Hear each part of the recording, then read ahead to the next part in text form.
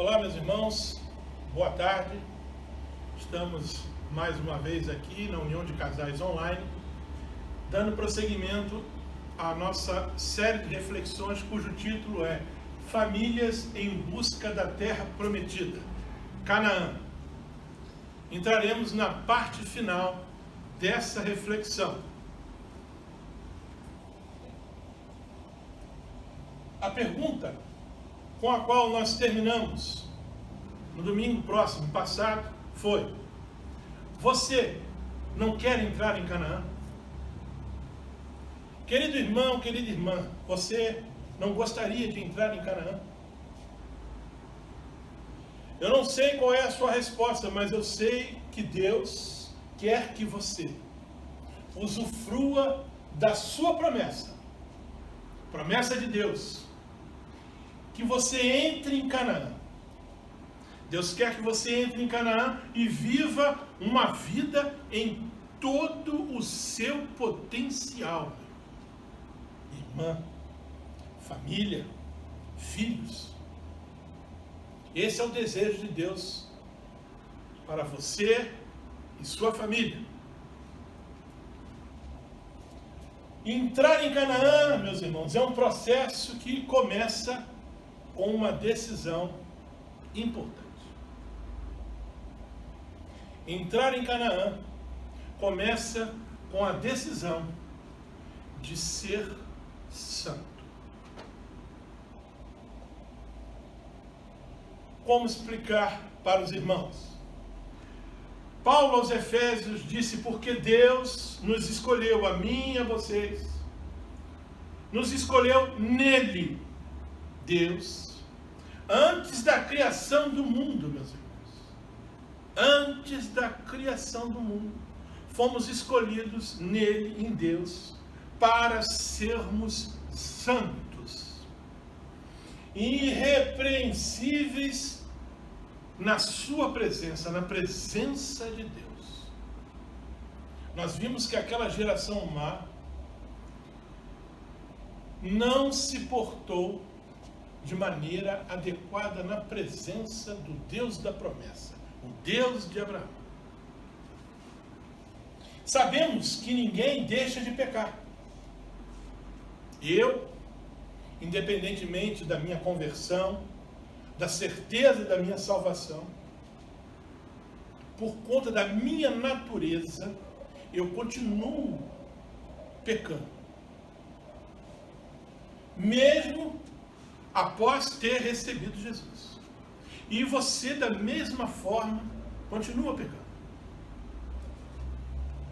O próprio texto de João nos diz: se afirmamos que não temos cometido pecado, fazemos de Deus um mentiroso, e a sua palavra não está em nós. Não existe um justo sequer. O próprio Paulo, o grande apóstolo Paulo, diz na sua carta aos Romanos: pois o que faço não é o bem que desejo, mas o mal que não quero fazer, esse eu continuo fazendo. Esta é a situação que nós, aqui na terra, enquanto vivermos, continuaremos fazendo, pecando. Então, como me aproximar de Canaã? Como adentrar em Canaã? Meus irmãos, se eu e você de fato recebemos a Jesus Cristo, a diferença dos que estão pecando e de nós que continuamos pecadores é que agora nós temos, pela graça, um intercessor justo, um advogado, um intercessor, e ele intercede por nós junto a Deus pelos nossos pecados, porque nós aceitamos e recebemos o seu sacrifício, nos reconhecemos os nossos pecados. João diz o seguinte na sua carta: meus filhinhos, escrevo-lhes estas coisas para que vocês não pequem.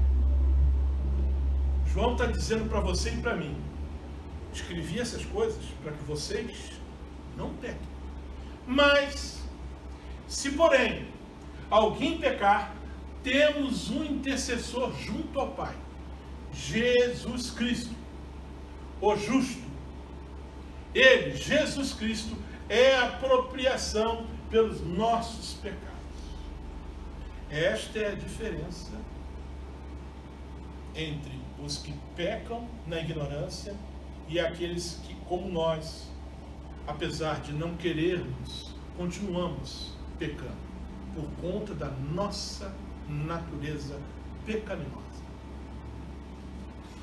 Mas, meu irmão, mais do que nunca agora isso não nos autoriza a continuar no pecado.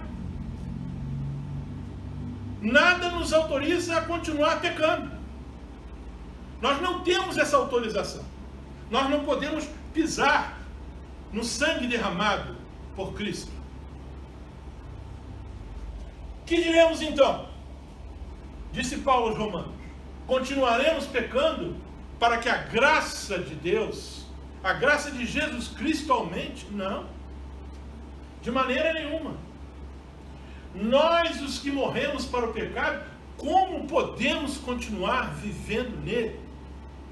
Essa é a pergunta que Paulo faz aos Romanos.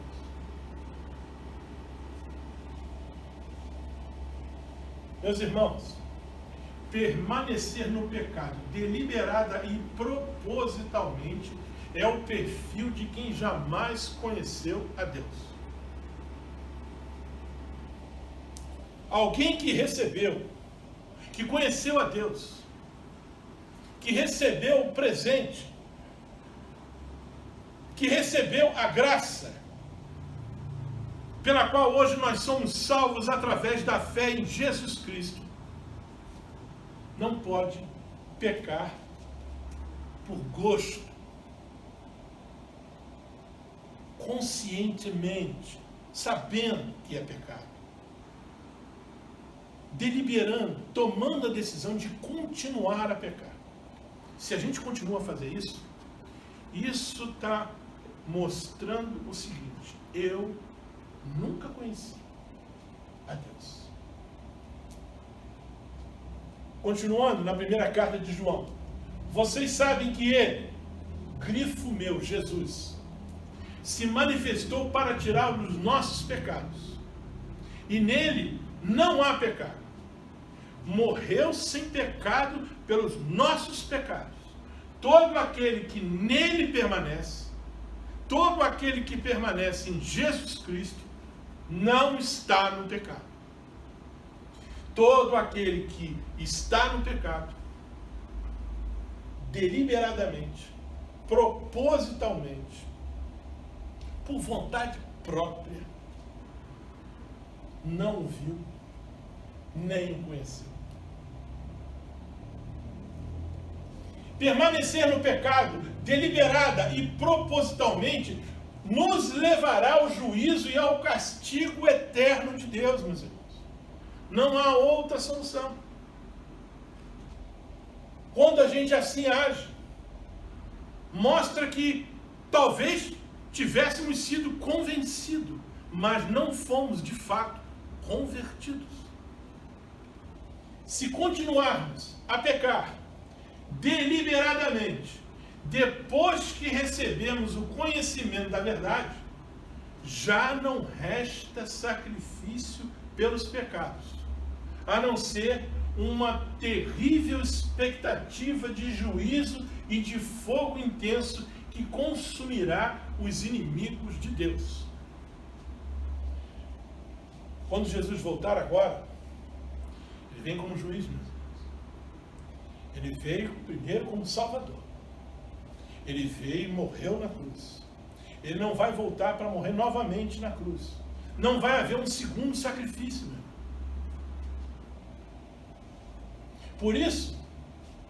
Por isso, Deus quer que sejamos santos. Vamos entender como é que eu posso ser santo e ainda assim ser um pecador. Primeiro, Pedro nos ensina, assim como é santo aquele que o chamou, assim como é santo Deus que nos chamou, sejam santos vocês também em tudo o que fizerem, pois está escrito, sejam santos, porque eu sou santo, diz o Senhor. Meus irmãos, Deus nos deu, através de Jesus Cristo, 3 recursos infalíveis para que pudéssemos manter a nossa busca pela santidade. Porque é uma busca, nós vamos ver a seguir. É uma caminhada. E Deus nos deu, através do seu Filho, 3 recursos que vão nos auxiliar a fazermos um retrospecto, ao nos monitorar sobre se estamos no caminho da santidade ou se estamos no caminho do pecado. São a paz de Cristo, o primeiro recurso importantíssimo. O segundo recurso importantíssimo, a palavra de Cristo. O terceiro e último recurso importantíssimo, o nome de Cristo. 3 recursos importantes para nos auxiliar a trilharmos na busca pela santidade. A paz de Cristo, a palavra de Cristo, o nome de Cristo. Então vejamos. Se faltar, meu irmão, paz em nosso coração, é sinal de algo errado. Não tenha dúvida. Quando falta paz no nosso coração, alguma coisa errada está na nossa vida. Alguma coisa que contraria a Deus está acontecendo. É imediato. A paz de Cristo faltou no coração, acionou um alerta. Vamos ver o texto. Colossenses 3,15, Paulo escrevendo: que a paz de Cristo seja o juiz, em outras versões, o árbitro, em seu coração, visto que vocês foram chamados para viver em paz, como membros de um só corpo. Se eu não estou vivendo em paz, como membro do corpo de Cristo, alguma coisa está errada. E a paz é como se fosse um juiz, um árbitro, nas competições esportivas, futebol, handebol, voleibol, basquetebol, onde há um árbitro, ele fica ali com o apito. Quando acontece uma irregularidade, quando a pessoa pratica uma falta, quando a bola sai, o árbitro vem e sinaliza. Normalmente, nesses esportes, com apito. Aqui, o árbitro é a paz. Quando ela sai, o alarme foi soado. Alguma coisa não está errada. É preciso analisar, verificar o que está acontecendo na nossa vida. Porque com certeza, quando a paz sai, é porque a santidade está deixando a desejar em nossas vidas. O segundo é a palavra de Cristo, meus irmãos. A ausência da palavra de Cristo nos torna alvos fáceis do pecado. É ela que ilumina o meu caminho. É ela que é a luz dos meus passos, que mostra se eu estou em direção a Canaã ou não. Por isso a importância do aprendizado, da leitura da palavra de Deus, porque através dela, Deus nos mostra o que está errado em nossas vidas. Divide medula, corpo, alma. Esta é a palavra. Ela nos orienta ao caminho da santidade. Quando não temos essa palavra com abundância no nosso coração, estamos sujeitos a não sermos santos. Por isso Paulo, no mesmo capítulo 3, agora no verso 16, diz: habite ricamente em vocês a palavra de Cristo. Habite em vocês abundantemente. Não é um versículo diário do aplicativo. Não é uma leitura no culto durante as programações. É uma leitura em casa. É um aprendizado. É ali que você abastece, é ali que você alimenta a tua alma. A palavra de Cristo vai te mostrar se você está trilhando no caminho de santidade ou não. Esse é o segundo grande recurso que Deus nos deu, a palavra de Cristo. E em terceiro, o nome de Cristo. Queridos, o que fizermos no nome de Jesus Cristo, com certeza, sempre será santo. Não consigo ninguém dizer que está cobiçando em nome de Jesus. Não consigo ver alguém que está murmurando em nome de Jesus.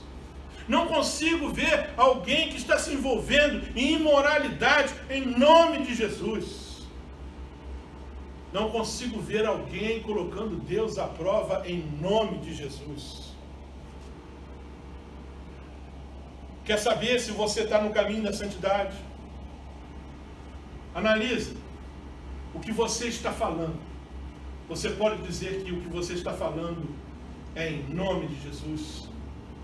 O que você está fazendo, você pode afirmar que o que hoje aqui faço, estou fazendo em nome de Jesus. O caminho que eu estou andando, posso dizer que esse caminho que eu estou trilhando, estou caminhando nele em nome de Jesus. Se você pode fazer isso, se você pode falar isso, com certeza você está no caminho da santidade em direção a Canaã. Tudo. Percebam lá nas letras em caixa alta. Tudo. Não parte, não grande parte. Tudo o que fizerem, seja em palavra ou em ação, façam no nome do Senhor Jesus, e dando por meio dele graças a Deus, o nosso Pai. Colossenses 3:17. Por isso, meus irmãos, esta caminhada é um processo. A caminhada pela santidade é um processo de maturidade cristã, que se inicia na conversão e só vai terminar na glorificação. Existe uma diferença, meus irmãos, entre santificação e santidade. Nós já fomos santificados pelo precioso sangue de Jesus Cristo. Nós estamos salvos pelo nome de Jesus Cristo, pelo seu sacrifício na cruz do Calvário. Ali, quando o aceitamos, ali, quando o recebemos, fomos santificados, que significa termos sido agora separados, santificado, separado. Cabe a nós agora, uma vez santificado, separado, trilhar agora não mais o caminho do pecado, mas buscar o caminho da santidade. E pela nossa natureza, Como o próprio Paulo disse que o bem que quer fazer não faz, mas o mal está sempre fazendo, que é o que acontece conosco, ainda assim, nós precisamos trilhar no caminho em busca da santidade. Porque a santidade, nossa santidade, só vai ser finalizada na glorificação, com a volta de Jesus Cristo. Vejamos o texto. Pois a trombeta soará, os mortos ressuscitarão incorruptíveis, e nós seremos transformados. Quando vier o que é perfeito, Jesus Cristo, quando ele vier, então nós, as nossas imperfeições, desaparecerão, meus irmãos. Só nesta glorificação atingiremos o ápice da santidade. Para entrarmos no céu e nos apresentarmos diante de Deus, precisamos ser santos. E esse processo começa aqui, na terra, na tua casa, no teu bairro, em direção a Canaã. Nesse processo, meus irmãos, de maturidade cristã, quanto mais eu estiver longe da santidade, não tenha dúvida, mais longe eu vou estar de Canaã, mais longe eu vou estar da paz verdadeira, da fé inabalável, do bem-estar, da esperança, de tudo aquilo que Deus nos prometeu na terra prometida, a nossa Canaã. Por isso, meus irmãos, como cristãos, o autor de Hebreus nos adverte: quem se alimenta de leite ainda é criança.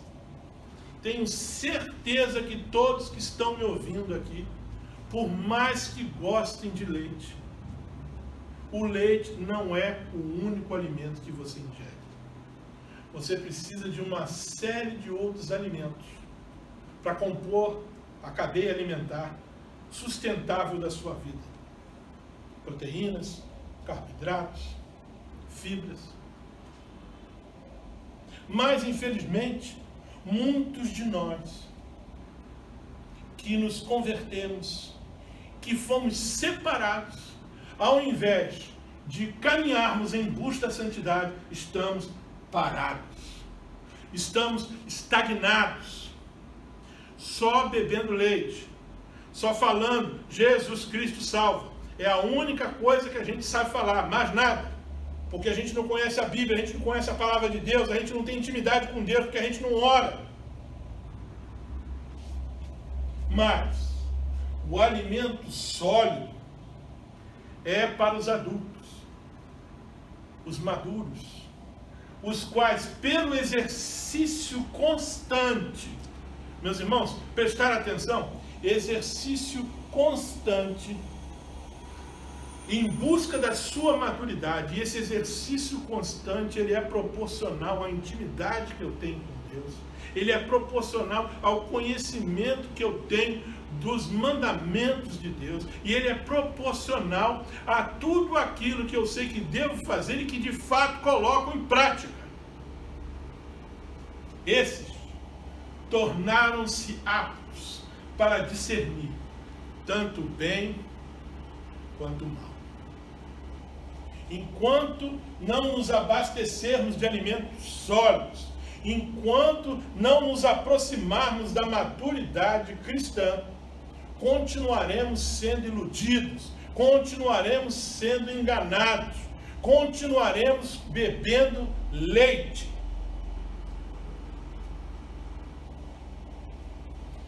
Meus irmãos, vocês não querem hoje marchar para Canaã? Eu quero. Você quer, meu? Vamos marchar para Canaã. Primeiro, identifique e confesse a Deus tudo aquilo que você tem feito de mal e que tem desagradado a Deus. Meus irmãos, eu não estou falando de você fazer uma oração do tipo assim, Senhor, perdoa todos os meus pecados.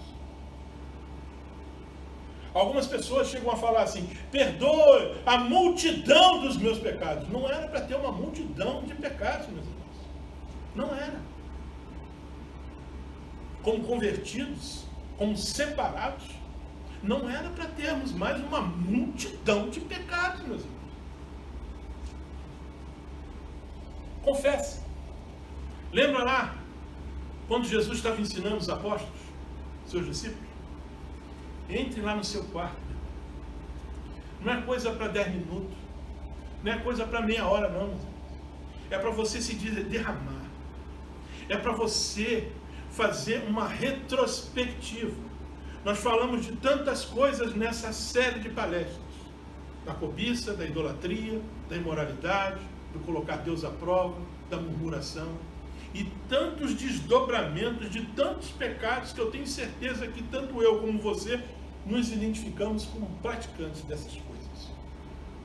Então, meus irmãos, reserva.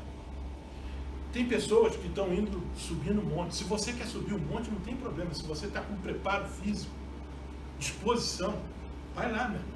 Procura um lugar calmo e se derrama. Clama a Deus. Mas pode ser no teu quarto. O próprio Jesus falou, fecha a porta. Desliga o celular, meu irmão. Desliga a campainha.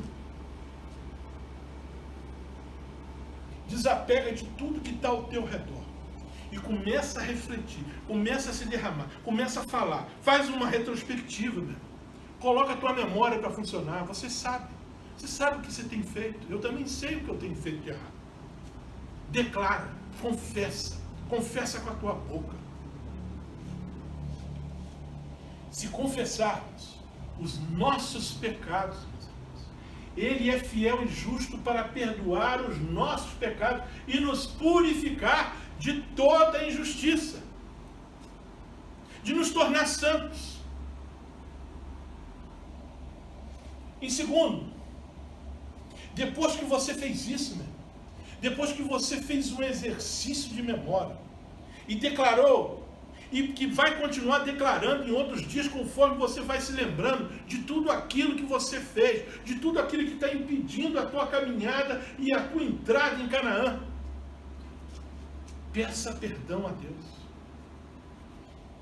Peça perdão. Use lá o Salmo 51, se for o caso. Faça das palavras de Davi as suas palavras. Que eu também possa fazer das palavras de Davi as minhas palavras. Aqui, Davi está se derramando, está reconhecendo o seu pecado. O pecado do adultério, o pecado do assassinato, o pecado da cobiça sexual, o pecado da idolatria, o pecado de provar a Deus, sendo ele um homem segundo o coração de Deus, ter feito o que fez. Olha só, meus irmãos. E aí você declara, Senhor, tem misericórdia de mim, ó Deus. Lava-me de toda a minha culpa e purifica-me do meu pecado. Pois eu mesmo reconheço as minhas transgressões. E o meu pecado sempre me persegue. O mal que eu não quero está sempre diante de mim. Esconde o rosto dos meus pecados agora, Senhor, e apaga todas as minhas iniquidades. Cria em mim um coração puro, ó Deus, e renova, faz nascer um novo espírito, um espírito dentro de mim, um espírito estável. Salmo 51, partes. Em terceiro, evidencie sua transformação com frutos sinceros de arrependimento que demonstre uma real mudança. não é um arrependimento da boca para fora. É um arrependimento que demonstre mudança. Meu irmão, mudar não é querer mudar. Mudar não é prometer mudar. Mudar não é falar que vai mudar.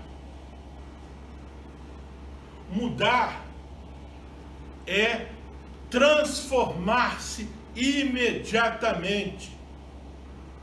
Iniciar esse processo em busca da santidade hoje, agora. Não é no final, não é amanhã, não é nessa semana, não é nesse mês. Deem fruto que mostre o arrependimento. Estas foram as palavras de João Batista para os fariseus e para os saduceus que se aproximavam ali quando ele batizava no Rio Jordão, a quem chamou de raça de víboras. Meus irmãos, é preciso que frutos demonstrem a nossa transformação, que frutos demonstrem o nosso arrependimento. Por isso, o fruto do Espírito é a maior evidência da nossa transformação. É a maior evidência quando amamos, quando temos gozo, júbilo, alegria perene e constante, amor incondicional, paz verdadeira que o mundo não pode entender, paciência ou longanimidade, ânimo longo, amabilidade ou benignidade no seu lar, com seus filhos, com seu próximo, bondade demonstrada através de ação por aqueles que necessitam, por aqueles que precisam, fidelidade, fidelidade no lar, no casamento, fidelidade a Deus, mansidão e domínio próprio. Contra essas coisas não há lei, não há mandamento. Esse é o verdadeiro fruto do arrependimento, que precisa frutificar, que precisa nascer, que precisa florescer. Uma real mudança, meus irmãos, faz com que ao pecar fiquemos tristes. Eu poderia dizer que esta é uma quarta característica, além da paz de Cristo, além da palavra de Cristo e do nome de Cristo. A tristeza é um grande sintoma de que você realmente está arrependido. Porque quando você peca, você está dizendo para Jesus Cristo que você está rejeitando o seu sacrifício, que você está negligenciando. E o amor de Deus nos constrange. E a gente se entristece. Paulo, quando escreveu a segunda carta aos Coríntios, ele foi muito duro. E a igreja ficou muito entristecida. E Paulo achou e declarou que essa tristeza era muito importante. Olha o que ele diz: agora, porém, me alegro. Não porque vocês foram entristecidos. Não. Mas porque a tristeza de vocês os levou ao arrependimento. Quando a gente peca, a tristeza, a paz de Cristo sai. E entra a tristeza. A tristeza de que você deu um passo para trás. A tristeza de que você parou de caminhar. A tristeza, segundo Deus, não produz remorso. Não confunda arrependimento com remorso. São diferentes. Mas sim um arrependimento que leva à salvação. Essa tristeza vai produzir em você um arrependimento que vai fazer com que você continue, que você prossiga na busca da santidade, que você não recorra mais nesse erro. Agora, a tristeza que leva ao remorso, a tristeza segundo o mundo, produz a morte. Não é o caso, né? Quarto, ame a Deus. Quando de fato amamos a Deus, nós o obedecemos. Por isso, ame a Deus, obedeça a Ele e pratique a sua palavra.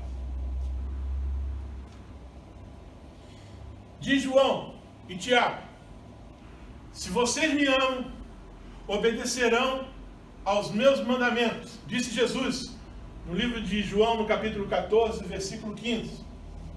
Porque nisto consiste o amor a Deus. Disse agora João: em obedecer aos seus mandamentos.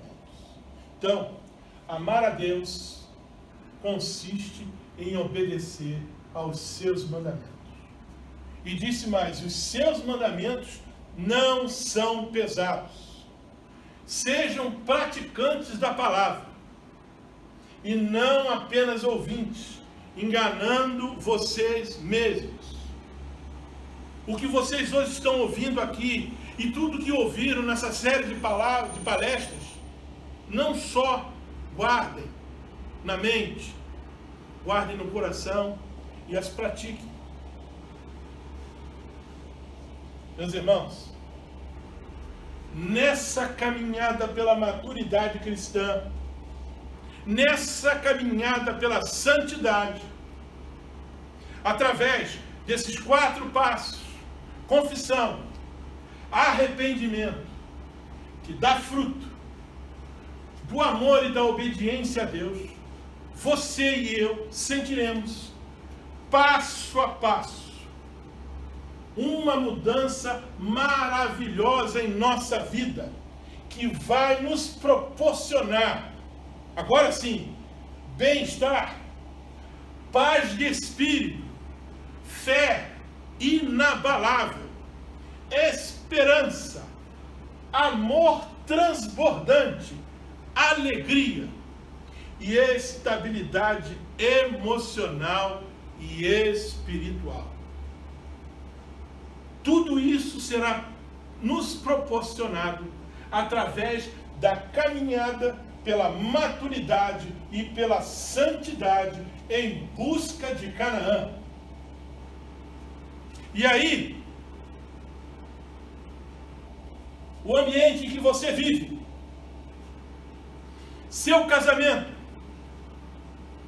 seus filhos, seu lar, sua igreja, seu trabalho, a sua comunidade, a sua vizinhança, todos serão impactados e transformados pela sua capacidade de transmitir tudo isso que agora você está experimentando: paz, amor, fé, esperança e alegria. Quando tudo isso acontecer, não se surpreenda, não se espante, meu irmão. Sorria. Você está entrando em Canaã. Por isso, esta é uma decisão importante e impactante na sua vida. Você não gostaria hoje de tomar a decisão de marchar rumo a Canaã, de se aproximar, de entrar em Canaã? Meu irmão, você não gostaria de hoje tomar a decisão de marchar rumo à maturidade cristã e à santidade? Abandonar o leite, utilizar alimento sólido, em busca da santidade, em busca de Canaã?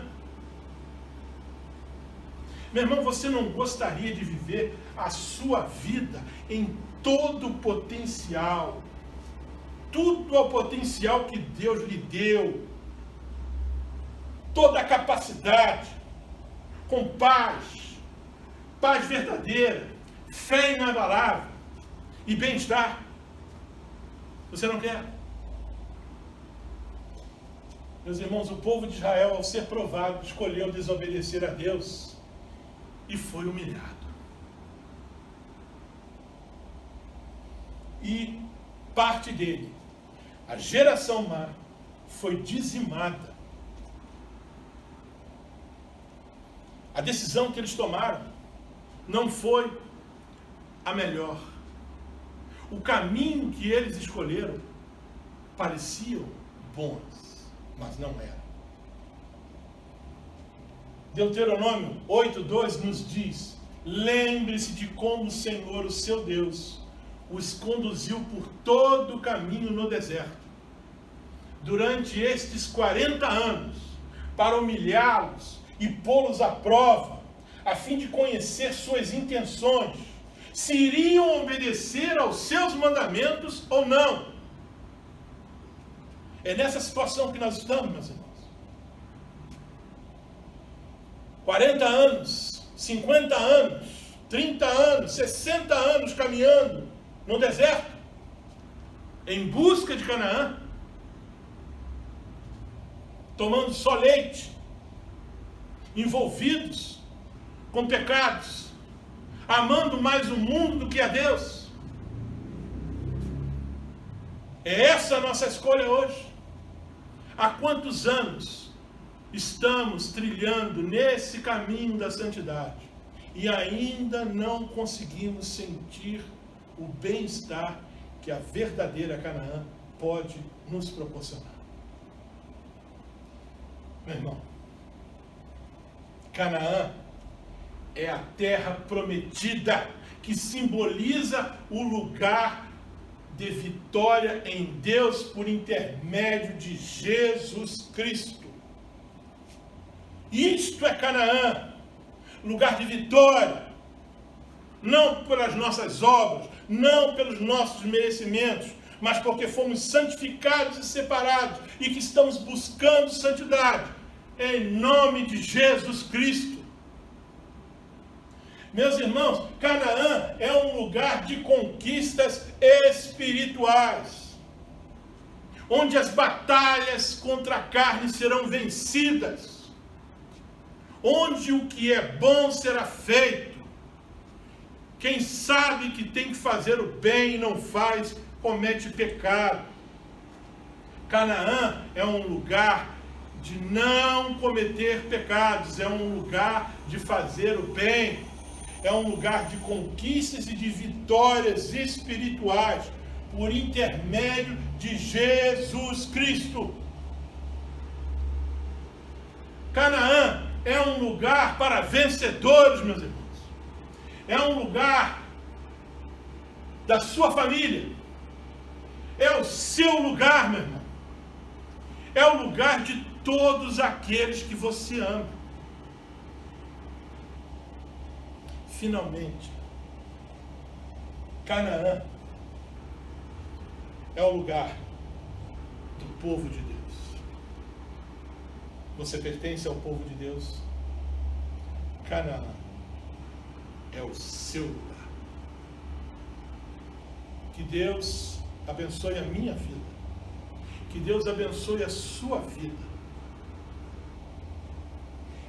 Que você, que ouviu esta série de palestras, possa tomar a decisão, a única decisão, a decisão de estar num lugar de vitória por intermédio de Jesus Cristo, junto com a sua família e com todos aqueles que você ama, porque lá é o lugar do povo de Deus.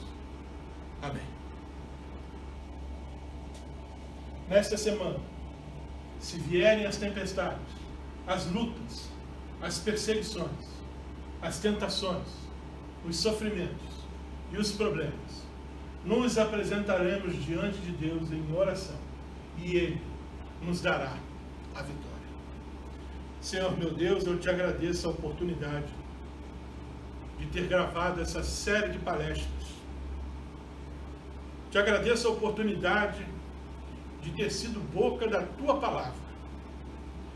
Te agradeço a oportunidade de ter meditado e de ter aplicado primeiramente na minha vida tudo aquilo que foi falado nessa série de 3 palestras. Que eu possa, Senhor, como separado, como santificado, honrar o teu sacrifício e caminhar em direção a Canaã.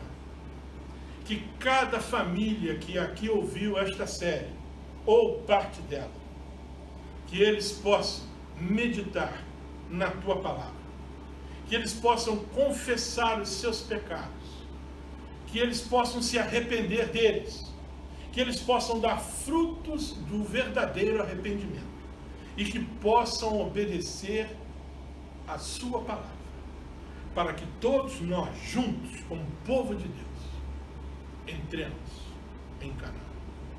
Amém.